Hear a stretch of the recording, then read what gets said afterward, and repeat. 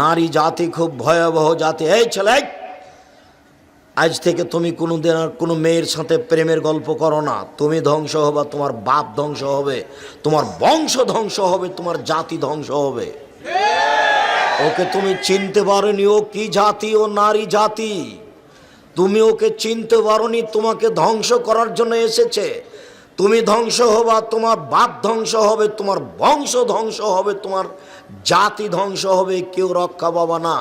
তুমি ওকে চিনতে পারোনি। আল্লাহর নবী বলছেন, মা তারাক্তবাদী ফিতনাতা নাজার আল্লাহ রিজাল মিনান নিসায়ে, আমার জীবনে আমি ছাড়িনি কোনো বস্তু যেটা পুরুষের জন্য বেশি বিপজ্জনক হতে পারে নারীদের চেয়ে। আমার জীবনে আমি ছাড়িনি কোনো বস্তু যেটা পুরুষের জন্য বেশি বিপজ্জনক হতে পারে নারীদের চেয়ে। আমার জীবনে আমি ছাড়িনি কোনো বস্তু যেটা পুরুষের জন্য বেশি বিপজ্জনক হতে পারে নারীদের চেয়ে। নারী হচ্ছে পুরুষের জন্য সবচেয়ে বেশি বিপজ্জনক বস্তু। মুহাম্মদ সাল্লাল্লাহু আলাইহি সাল্লাম বলেন, ও নারী জাতি, মা রায় তো আমি দেখিনি তোমাদের চেয়ে কাউকে আজহাবাইল রাজুলিল হাজেম, যে বুদ্ধিমানের বুদ্ধিকে নষ্ট করতে পারে। তোমরা এমন জাতি যে বুদ্ধিমানের বুদ্ধিকে নষ্ট করতে পারো। ও নারী জাতি, তোমরা এমন জাতি যে বুদ্ধিমানের বুদ্ধিকে নষ্ট করতে পারো। রাসূল সাল্লাল্লাহু আলাইহি সাল্লাম বলেন, ইয়াকুমুল মুগিবাত, যেই মহিলার স্বামী নাই ওই বাড়িতে যায় না, গেলেই তোমরা বিপদে পড়ে যাবা। রাসূল সাল্লাল্লাহু আলাইহি সাল্লাম বলেন, ইয়াকুমুদ দুখুল আলান নিসায়ে, সাবধান তোমরা মহিলাদের কাছে যায় না, গেলেই তোমরা বিপদে পড়ে যাবা। মুহাম্মদ সাল্লাল্লাহু আলাইহি সাল্লাম বলেন নারী জাতির ব্যাপারে যে ইন্নান নিসা হাবাইলু শয়তান, মহিলারা হচ্ছে শয়তানের জাল। আল্লাহ তাআলা বলেন, নিশ্চয় মহিলাদের ষড়যন্ত্র কঠিন আর শয়তানের ষড়যন্ত্র দুর্বল। উপস্থিত বৈঠকের মুসলিম বোন, আমি আপনাকে শয়তান বলে গালি দিনি, আমি আপনাকে শয়তানের জাল বা শয়তানের চেয়ে খারাপের কথা বলিনি। আপনি সম্মানী শিক্ষিতা মহিলা, আপনাকে আমি আয়েশার মতো মনে করি, খাদিজার মতো মনে করি। আপনাকে অপমান খাটো করবো এটা আমি আদৌ চাইনি। আমি আপনাকে খাটো করব কেন? আপনাকে আমি খাদিজা আয়েশার মতো মনে করি। আসলে বলতে চাচ্ছি, ওই যে আপনার পাশে বসে হয়েছে দেখেন, এখনো মাথায় কাপড় নাই, ক্লাস 10-এ পড়ে। এই হলো শয়তান, এটাই শয়তান, এটাই। এর বাপ অশিক্ষিত, এর মা অশিক্ষিত, এর বংশ অশিক্ষিত, এর বাপ অশিক্ষিত, এর মা অশিক্ষিত। জন্ম দিতে পারলেই বাপ হওয়া যায় না, ক্ষমতার নাম বাপ। প্রসাব করাতে পারলেই মা হওয়া যায় না, ক্ষমতার নাম মা। জন্ম দিতে পারলে বাপ হওয়া যায় না, ক্ষমতার নাম বাপ। প্রসাব করাতে পারলে মা হওয়া যায় না, নীতির নাম মা। এই মেয়ে, তোমার বাপ নেই, তোমার মাথায় কাপড় নেই কেন? তোমার মাথায় কাপড় নেই কেন? কি দেখাতে চেয়েছো তুমি আমাকে? কি বলতে চাও তুমি আমাকে? কি বলতে চাও? তোমার বাপটা একজন কাপুরুষ মানুষ, কিছু বলতে পারে না। তুমি কি মনে করো আমি তোমাকে ছাড় দিয়ে কথা বলবো? তুমি এটা হিসাব কি পেয়েছো? তুমি একজন মুসলমানের মেয়ে, তোমার বাপ মুসলমান, তোমার মা মুসলমান, তোমার বংশ মুসলমান। তুমি মাথায় কাপড় না দিয়ে চলো কি করে? তোমার যেদিন ক্লাস 8-এ উঠেছিলে তুমি, সেদিন তোমার হাইজ হয়েছিল, তোমার বিবাহ হলে আজকে তোমার 2টা বাচ্চা হতো, তুমি এখন ক্লাস 10-এ পড়ো, তোমার মাথায় কাপড় নেই কেন? হ্যাঁ, তুমি আমাকে কে দেখাতে চেয়েছো? কি দেখাতে চেয়েছো?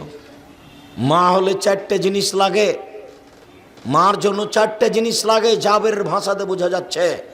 জাবের রাদিয়াল্লাহু তাআলা আনহু বলছেন, আমি তালাকপ্রাপ্ত মেয়ে বিবাহ করেছি, আমি কুমারী মেয়ে বিবাহ করিনি। এক, লে তুআদ্দিবাহুন্না, আমার স্ত্রী যেন আমার বোনদের শিষ্টাচার দিতে পারে। এই ছেলে, তোমার মা এখন বসে আছে ছোট ব্লাউজ পরে। আব্দুর রাজাক সাহেব, আমার মাকে দিয়ে আমাকে বলেন কেন? তোমাকে আর তোমার মাকে লজ্জা দেওয়ার জন্য, বেশি কষ্ট পাও যেন, এই জন্য। জাবের বলছেন আল্লাহর নবীকে যে আমি আমার বোনদের বয়সের মেয়েকে আমি বিবাহ করিনি, বেশি বয়সের তালাকপ্রাপ্ত মেয়ে বিবাহ করেছি 4টা কারণে। এক, আমার বউ যেন আমার বোনদেরকে শিষ্টাচার দিতে পারে। বলো তোমার মা তোমাদেরকে কি শিষ্টাচার দিয়েছে? বলো কি শিষ্টাচার দিয়েছে? 2, অলে তুয়াল্লেমা হন না, আমার বউ যেন আমার বোনদেরকে শিখিয়ে দিতে পারে। 3, অলে তুরাজ্জেলা হন না, আমার বউ যেন আমার বোনদের মাথার চুল চিরুনি করে দিতে পারে। 4, ওয়ালা তাকুমা আলাইহিন্না, আমার বউ যেন আমার বোনদের উপরে সবসময় প্রস্তুত থাকতে পারে, পাহারাদার।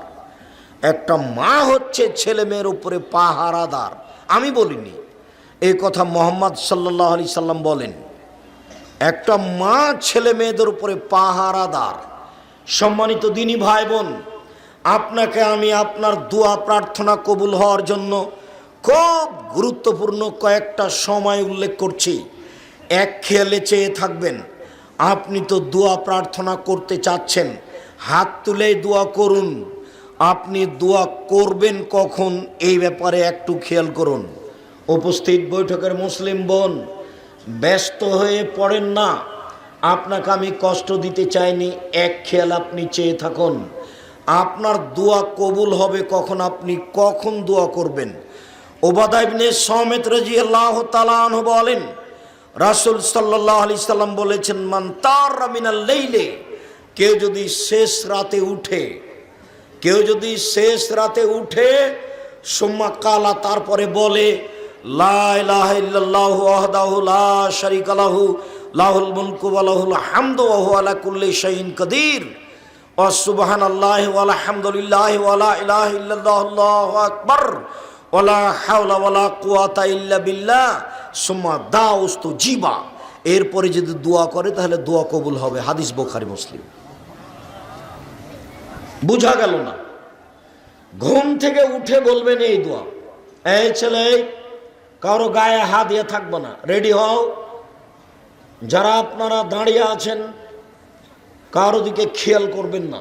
আবার বলছি, ঘুম থেকে উঠে কি বলবেন? সিরিয়াল মনে রাখবেন, 5-6টা নীতি পেশ করছি, খুব তাড়াতাড়ি পেশ করছি। এক, ঘুম থেকে উঠে বলবেন, লা ইলাহা ইল্লাল্লাহু ওয়াহদাহু লা শারীকা লাহু লাহুল মুলকু ওয়া লাহুল হামদু ওয়া হুয়া আলা কুল্লি শাইইন কাদির ওয়া সুবহানাল্লাহি ওয়া আলহামদুলিল্লাহি ওয়া লা ইলাহা ইল্লাল্লাহু আল্লাহু আকবার ওয়া লা হাওলা ওয়া লা কুওয়াতা ইল্লা বিল্লাহ। এখন যে দোয়া করবেন সেটাই কবুল হবে, যেটাই করবেন সেটাই কবুল হবে। বুঝা গেল না মনে হয়? এক।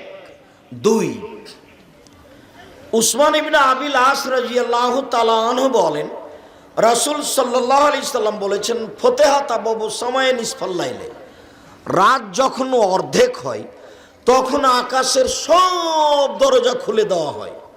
রাত যখন অর্ধেক হয় তখন আকাশের সব দরজা খুলে দেওয়া হয়। ওয়া ইউনাদি মুনাদিন মিনাস সামায়ে, তারপর আকাশ থেকে চিৎকার করে বলতে থাকেন, হাল মিন দাইন ফাইস্তাজাবু লাহু, কেউ কি কিছু কেউ কি কিছু বলছে, যে যা বলবে তার কথা মেনে নেওয়া হবে। কেউ কি কিছু বলছে, ওপর থেকে চিৎকার করে বলছেন রাত 12টার পরে, কেউ কি কিছু বলছে, যা বলছে সেটাই মেনে নেওয়া হবে। তারপরে হালমিন সাইলিন ফাইউতা, কেউ কি কিছু চায়, যে যা চায় তাই দিয়ে দেওয়া হবে, যে যা চায় তা তাকে দিয়ে দেওয়া হবে। হালমিন মাকরুবিন ইউফরাজান হো, কেউ কি কোনো বিপদে পড়ে আছে, যে বিপদের কথা বলবে আমি আল্লাহ তাকে বিপদ থেকে উদ্ধার করে দিব।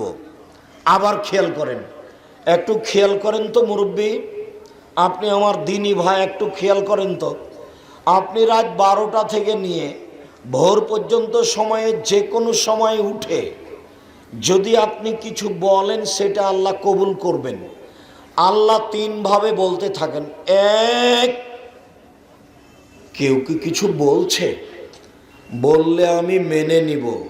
2, কেউ কি কিছু চাচ্ছে, চাইলে আমি দিয়ে দিব। 3, কেউ কি বিপদে পড়ে আছে, বিপদে পড়ে আমাকে বললে আমি বিপদ থেকে উদ্ধার করে দিব। বলেন তো এই সময়টা কখন? রাত 12টার পরে। في القلب مشاعر فيها قد أشرقت الشمس عليها عن خطط لم أعبأ فيها ستكون بأيامي فرقا فحياتي قبل الحلقات تيه بضياع بشتاتي